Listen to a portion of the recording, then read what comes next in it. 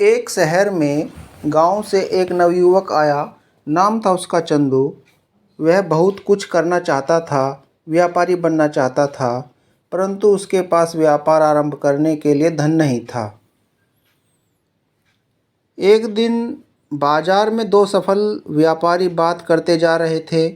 चंदू उनके पीछे पीछे उनकी बातचीत सुनता चलने लगा, यह सोचकर कि शायद इनसे व्यापार का कोई गुण सीखने को मिल जाए। एक व्यापारी कह रहा था, व्यापार करने के लिए धन की नहीं बल्कि लगन और चतुराई की जरूरत होती है।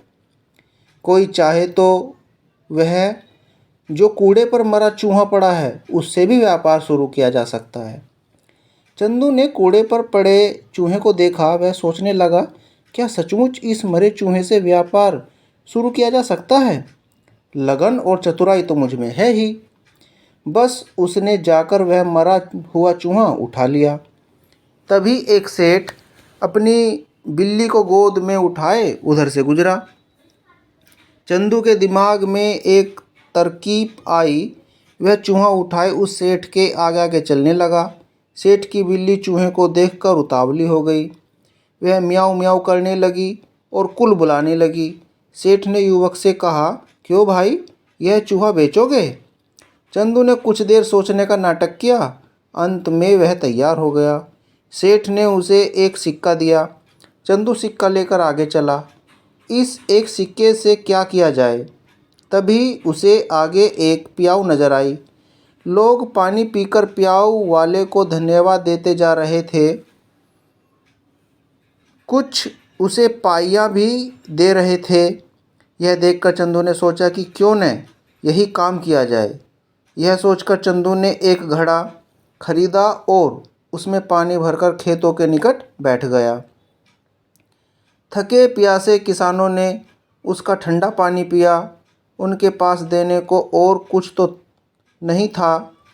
खेतों के किनारे उगे फूल चंदू को दे दिए। चंदू मटके में फूल भरकर मंदिर की ओर चला। उसका दिमाग अब घोड़े की तरह दौड़ रहा था। वह मंदिर के बाहर फूल लेकर बैठ गया। मंदिर में चढ़ाने के लिए लोग सिक्के देकर उससे फूल लेने लगे। चंदू की अच्छी कमाई हो गई। अब चंदू दोपहर को किसानों को पानी पिलाकर उनसे फूल पाता और शाम को मंदिर में बेचकर पैसे कमाता। एक दिन उसने किसी से सुना कि अगले महीने एक बड़ा व्यापारी 500 घोड़े लेकर शहर आने वाला है। उसके बाद चंदू समय निकालकर घड़े में पानी व गुड़ डालकर यदा कदा गर्मी के रोज़ दोपहर बाद जंगल पहुंच जाता था और घसियारों को मुफ्त में शरबत पिलाता था। घसियारे उसके बहुत आभारी हो गए थे। वे उसकी सेवा के बदले उसके लिए कुछ करना चाहते थे। चंदू उन्हें टाल देता, कहता समय आएगा तो मैं आपको मौका दूंगा। व्यापारी के आने की पहली शाम चंदू घसियारों के पास गया और अपनी सारी जमा पूंजी देकर बोला, आज जितनी घास आपने काटी है वह मुझे बेच दो। घसियारे तुरंत मान गए। चंदू ने सारी घास ले ली। बाजार में कोई घास नहीं लाया था। व्यापारी शहर पहुंचा तो उसे घोड़ों के लिए घास नहीं मिली। केवल एक जगह घास का अंबार लगाए चंदू बैठा था। उसके पास 500 गट्ठर थे। व्यापारी को घोड़ों के लिए घास की बहुत ज़रूरत थी। उसने चंदू से घास की कीमत पूछी। चंदू ने 1000 सिक्के मांगे।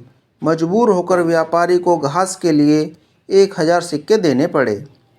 कुछ ही दिनों बाद एक जहाज माल लेकर आया।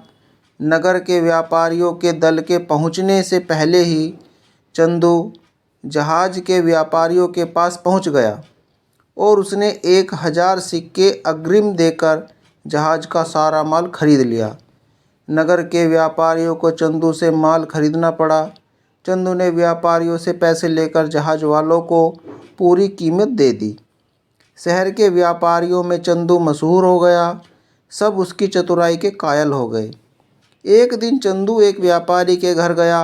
यह वही व्यापारी था जिसकी बात सुनकर चंदू ने मरे चूहे से अपना कारोबार शुरू किया था।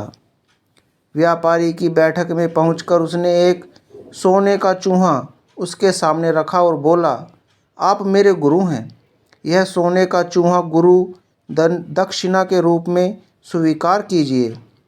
चंदू ने मरे चूहे से लेकर अब तक की सारी कहानी उस व्यापारी को सुनाई। व्यापारी चकित रह गया। उसने शरबत मंगवाकर चंदू को पिलाया और बोला, चंदू, तुम्हारे जैसा योग्य युवक को मैं खोना नहीं चाहता। मेरी विवाह योग्य सुंदर व सुशील बेटी है। तुमसे योग्य वर मुझे उसके लिए नहीं मिल सकता। मुझे गुरु दक्षिणा के रूप में यही संबंध चाहिए। चंदू ने रिश्ता सहर्ष स्वीकार कर लिया और उसी सेठ की बेटी से उसका विवाह हो गया। इस कहानी से हमको यह सीखने को मिलता है कि मेहनत, लगन और चतुराई से किसी भी कार्य में सफलता प्राप्त की जा सकती है।